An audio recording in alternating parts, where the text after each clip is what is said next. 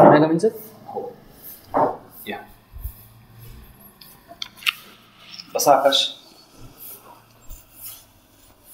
आकाश तुमचा परिचय करून द्या. हिंदी और मराठी? सर मराठी. ओके. तुमचा परिचय करून द्या आकाश. सर माझं नाव आकाश राजेश शर्मा. मी अकोट येथील रहिवासी आहे. माझं माध्यमिक शिक्षण अकोट येथील श्री स्वामी विवेकानंद शाळा येथून झालेलं आहे आणि माझं उच्च माध्यमिक शिक्षण हे श्री शिवाजी ज्युनियर कॉलेज अकोट येथून झालेलं आहे आणि मी माझी पदवी श्री शंकरलाल खंडेलवाल कॉलेज अकोला इथून पूर्ण केली आहे. आता तुमचं BSc मायक्रोबायोलॉजी मायक्रोबायोलॉजी. हो सर. एम्ब्रोलॉजी काय असतं? एम्ब्रॉयलॉजी माहिती आहे थोडंफार? सर माहिती आहे पण सध्या आठवण नाही येते. आवडता विषय तुमचा पॉलिटिकल सायन्स? हो सर. एप्रिल-मे 2024 मध्ये भारतात ज्या निवडणुका झाल्या त्या कशासाठी झाल्या? सर लोकसभा. हो. किती सदस्य संपूर्ण भारतातून निवडून दिले? सर सध्या 543 सदस्य इलेक्टेड आहेत. ओके. हो. अंदमान निकोबारचा सदस्य आहे का त्याच्यात? हो सर. डायरेक्ट दिले की इनडायरेक्ट मेथडने दिले? नाही sir, direct method. Okay.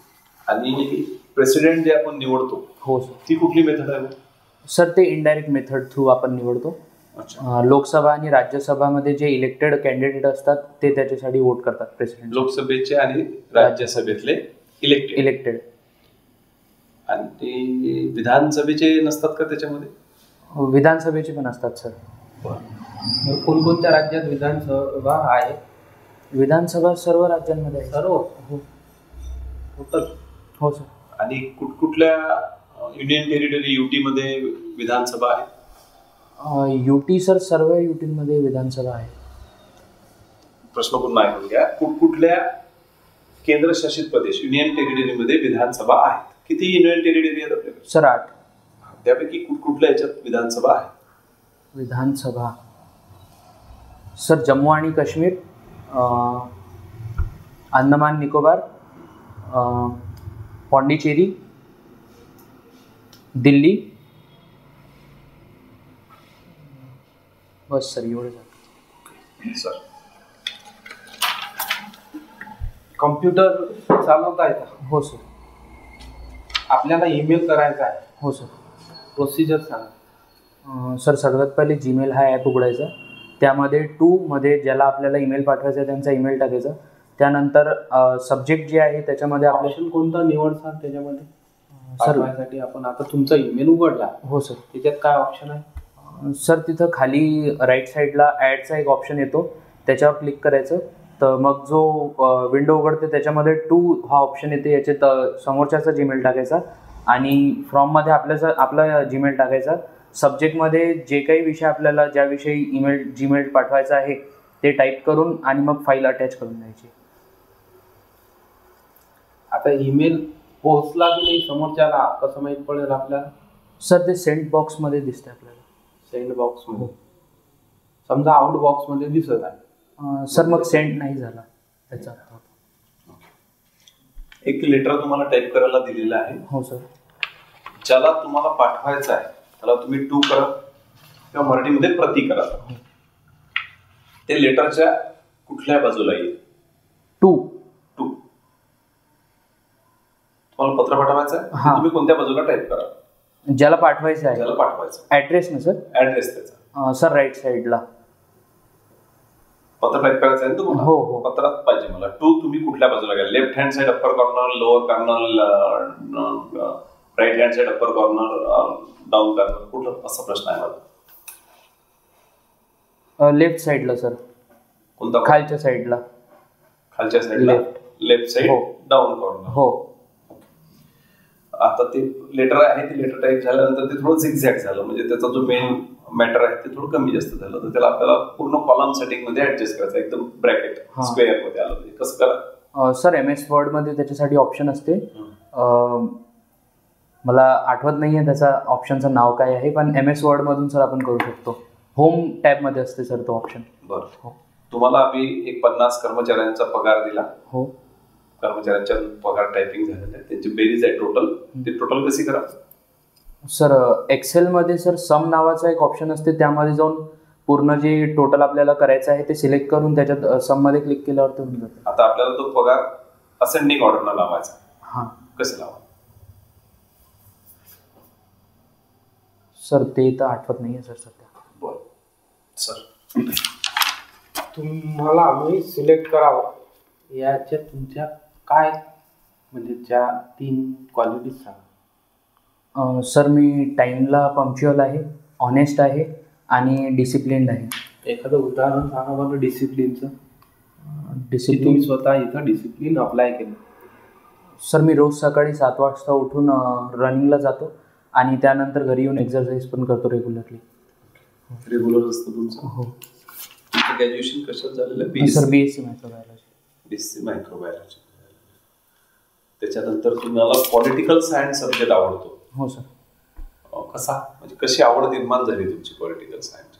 Sir, माझे बाबा न्यूज चॅनल बघायचे, तर मी लहानपणीपासून संध्याकाळी त्यांच्यासोबत न्यूज बघायचो. त्यामुळे ते मला काही सांगायचे त्या व्यतिरिक्त न्यूजमधून, तर तेव्हापासून सर हा इंटरेस्ट डेव्हलप झाला न्यूज बघतो.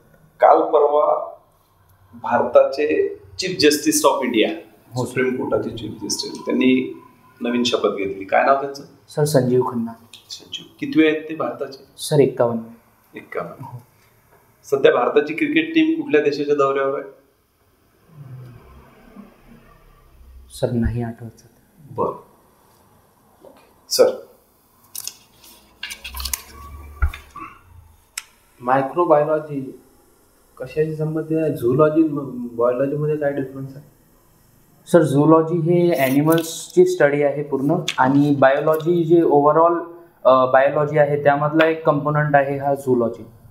आता बायोलॉजी त्याच्यात परत मायक्रोबायोलॉजी आहे तुमचं. हो. त्याच्यात आणि त्याच्यात काय डिफरन्स? सर, बायोलॉजी जसं मी तुम्हाला सांगितलं एक ओव्हरऑल सब्जेक्ट आहे, त्यामधलेच हे पार्ट आहेत झूलॉजी, त्याच्यानंतर मायक्रोबायोलॉजी. मायक्रोबायोलॉजी म्हणजे सर मायक्रो ऑर्गॅनिझम्सची स्टडी आहे. हो. तुमच्या बॉडीमधल्या एंडोक्राईन ग्लँड सांगता येईल? एंडोक्राईन ग्लँड नाही सर, सध्या नाव नाही. इंग्रजी कम्फर्टेबल आहे त्याच्यात? हो सर. शब्द म्हणजे समजला ना प्रश्न? हो सर. ओके. एक नॉर्मल माणसाचे हार्टबीट्स किती असतात? Sir, 80 to 90 beats per minute. Okay. आता तुम्ही पॉलिटिकल सायन्स तुमचा स्टडी आहे. आता इलेक्शन सुरू आहेत महाराष्ट्रामध्ये, ते कशाचे आहेत? सर, विधानसभा. किती जागेसाठी होत आहेत? सर, 288. 288. त्यापैकी किती जागा SC कॅटेगरीला राखीव आहेत? सर, राखीव जागा नाही सांगता आठवत. तुम्हाला क्लार्क पदासाठी तुम्ही आला आहात. हो सर. तुमचे पदाचे ड्युटीज अँड रिस्पॉन्सिबिलिटी सांगा मला क्लार्कच्या. सर, कोर्टमध्ये जे काही आपलं सिनियर असतील ते जे आपल्याला वर्क सांगतील ते आपण पूर्णपणे करावं, आणि जे पण डॉक्युमेंटेशन टायपिंग वगैरेचे वर्क दिलेले असतील ते पूर्णपणे करावे. आणि अजून सर, टायपिंग रिलेटेड जे पण वर्क असतील आणि स्टाफला आपल्याला जे पण सपोर्ट लागणार ते पूर्णपणे द्यावं. कुठल्या जिल्ह्यासाठी फॉर्म भरलाय? सर, अमरावती. बरं. तुम्ही अकोला जिल्ह्याचे आहात? हो सर. तुमच्या जिल्ह्यातल्या 5 ऐतिहासिक धार्मिक कुठल्या तरी 5 गोष्टी सांगा. सर, स्थळ सांगायचे? अकोला जिल्ह्यातल्या कुठलेही 5 सांगा. सर, एक नरनाळा किल्ला आहे.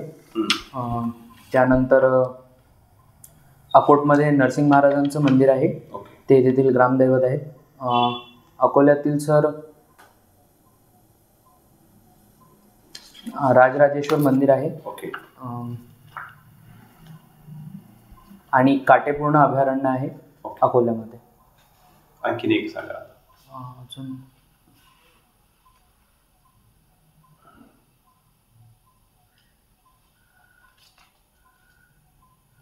ठीक आहे. काटेपूर्ण अभयारण्याचा उल्लेख केला आहे तुम्ही. हो सर. तुम्ही अकोल्यातल्या नरनाळा किल्ल्याचा उल्लेख केला. हो सर. कोणाच्या ताब्यात होता तो किल्ला? नाही सांगता येणार सर सध्या. बरं. कुठल्या तालुक्यात येतो? सर, अकोट तालुका. अकोट तालुक्यात. तुमच्या अकोट तालुक्यामध्ये एक मोठा डॅमही आहे. हो सर, पोपटखेड डॅम. पोपटखेड. आणि एक मोठा आहे तो सर तेलारामध्ये आहे. हां, वारीचं आहे सर, नाव नाही आठवत आहे मला सध्या. वान धरण. ओके. वान. तुमच्या भागामध्ये एका नवीन तालुक्याला मान्यता मिळाली आहे पण अद्याप स्थापन झालेला नाही. सांगता येईल नाव त्याचं? अकोला जिल्ह्यात तुमच्या भागामध्ये? नाही सर, नाही सर, आठवत नाही. अमेरिकेमध्ये निवडणुका पार पडल्या आहेत. हो सर. ट्रम्प निवडून आले, तिथले राष्ट्राध्यक्ष हो झाले. सर. कुठल्या पक्षाचे आहेत ते? Sir Republican. आणि कोणाला हरवलं त्यांनी? कमला हॅरिस. त्या कुठल्या पक्षाचे आहेत? Sir democratic. ओके, चालते, येऊ शकतात.